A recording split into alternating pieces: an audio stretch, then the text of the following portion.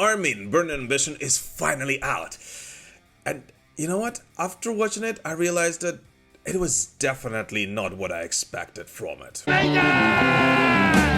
first of all, as expected, this film is not really concentrated on any specific given era of Iron Maiden, but rather covers the entire history of this band. But not really, because if you think about it, it actually covers only specific, most important moments of Iron Maiden's history, and is in fact much more broad, general, and way less nerdy than, for example, the History of Iron Maiden series, or most of the videos which I released in our Up the Iron series on this video. Which is absolutely okay, because I guess it would be pretty much impossible to fit the entire 50-year-long history of Iron Maiden, one of the greatest heavy metal bands on the planet, in a short 2-hour-long film. We were playing locally around East End of London. It started to snowball for us. But at the same time, even if we put that aside, there were still a couple of rather strange choices that the film's crew came up with, which I feel like I kind of want to share with you. And first and foremost, there were in fact quite a bunch of inconsistencies, which and I'm sure most other die-hard Iron Maiden fans picked up. Like, for example, the whole fact that they called Paul Di'Anno the first ever Iron Maiden vocalist, which is just plain not true. And overall, although I absolutely loved with how much love and respect they covered the Paul Di'Anno era of Iron Maiden, the way Paul's departure from the band was described was rather strange to me. And not only in the way how it was presented that Paul's wildness and inconsistency was the only reason why he was kicked out of Iron Maiden, which I, as you guys know, believe it's not exactly true, but also in a way how the editor made it seem like it was not really Iron Maiden's decision, but rather Paul's decision to leave Iron Maiden because he was letting the band down, as they presented a touchy letter from Paul Di'Anno to Steve Harris in which he announces his departure from Iron Maiden. Which, of course, made me and a couple of people in the crowd turn our heads. Because, well, that is a pretty big deal and goes kind of against the official story there. It's just outrageous. And so after watching this film, I started digging in my notes only to find that letter, which is actually right here. And it was indeed written by Paul Di'Anno to Steve Harris. And it was indeed Paul's goodbye letter to Steve, in which he announced his departure from Iron Maiden. Yet there was a slight problem about it. It was actually written several years before he was kicked out of the band, around the start of one of the first tours they were going on together with Paul as a vocalist. So, circa 1979. And as we all know, Paul and Steve did work things out and worked together for another couple of years afterwards. And yeah, although this is not really a big deal, I felt like it was a little misleading even for a diehard nerdy Iron Maiden fan like myself, let alone for someone who casually enjoys this band. And in honesty, yeah, we can all pick on such things, like for example the inconsistency of photos, like when they were talking about the early days but showing the photos from 1986, or talking about the 1980s and having the soundtrack of A Matter of Life and Death playing in the background with the footage of the band rehearsing during the Dance of Death sessions. But I guess there's no point in picking on all of these little details, because for most people who came out to watch that film in the cinemas, it actually did create a rather visually compelling and engaging way to create the story of one of the greatest heavy metal bands on the planet. And the moment I realized that in the cinema, everything changed. Because you know what? Burning Ambition should not really be watched as a documentary. Because, truth be told, it's not really a documentary. Meaning, its main purpose is not really to get to the bottom of the real history of Iron Maiden, like, for example, the History of Iron Maiden series did several years ago, but rather to create a cinematic, engaging, and a slightly romanticized video story about one of the greatest heavy metal bands on the planet and its impact on humanity. And in it actually does succeed.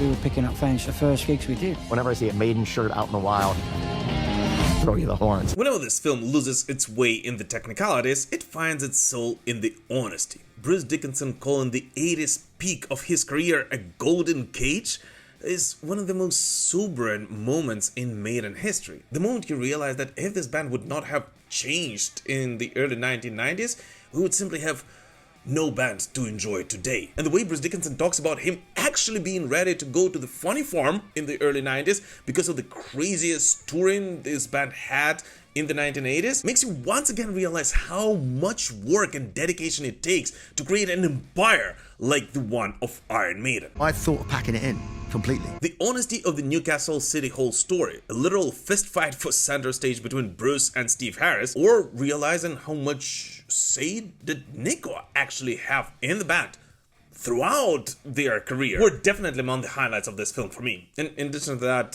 for me being a Ukrainian and watching this film in a Ukrainian cinema together with Ukrainians, by the way, despite having an invitation from the band to attend the premiere in London, which of course I couldn't attend for obvious reasons, but nevertheless, I simply have to point out the Pharaohs Will Fall segment, which was so much needed emotional reminder to me and everyone sitting next to me that no matter what, the power of music and the power of the Iron Maiden family will always be bigger than, the power of those who try to destroy you. Yet, of course, the culmination of this emotional roller coaster came towards the end of Burning Ambition. The moment when the film touched on the story of Bruce Dickinson's fight with cancer, opening up just once again how much of a fighter Bruce Dickinson is, and the touchy end of Nico McBrain's life journey together with the band. Which, even today, nearly 2 years after it happened, still brings tears to my eyes every time I think about it.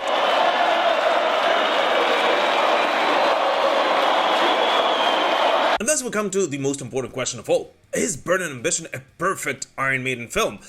And in order to answer that, we first need to answer the question of who exactly is the target audience of Burning Ambition. And here, well, I have to say, sorry, all the die-hard Iron Maiden fans.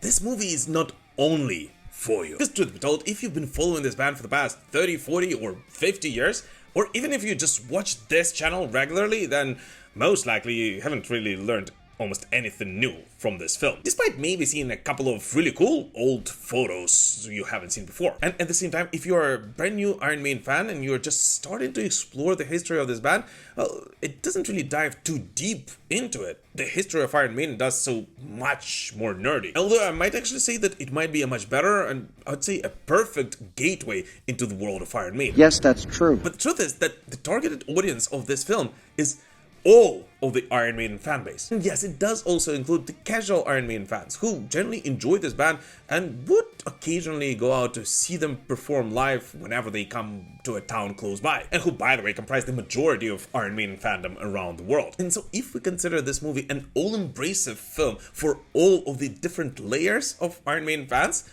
well, I actually have to give it to it, as despite some of the inconsistencies that only the nerdiest of fans may pick up on, despite the whole fact that they talk about the influence of Eddie on the pop culture, but they don't really talk about the origins of Eddie and the kabuki mask known to pretty much every diehard Iron Maiden fan, what this film did indeed do perfectly is once again reiterate that no matter who you are, no matter where you're from, no matter what religious beliefs you have, if you are an Iron Maiden fan, you are part of one of the biggest and the most loving families in the world. What an amazing thing this is. If you're an Iron Maiden fan, you're part of one family, my friends. But that does not, of course, mean that if you are a nerdy diehard Iron Maiden fan like myself, you don't enjoy this film. Because, truth be told, I actually did. Because, come on, you get to nerd out about Iron Maiden for 2 hours straight with all the like-minded folks around you.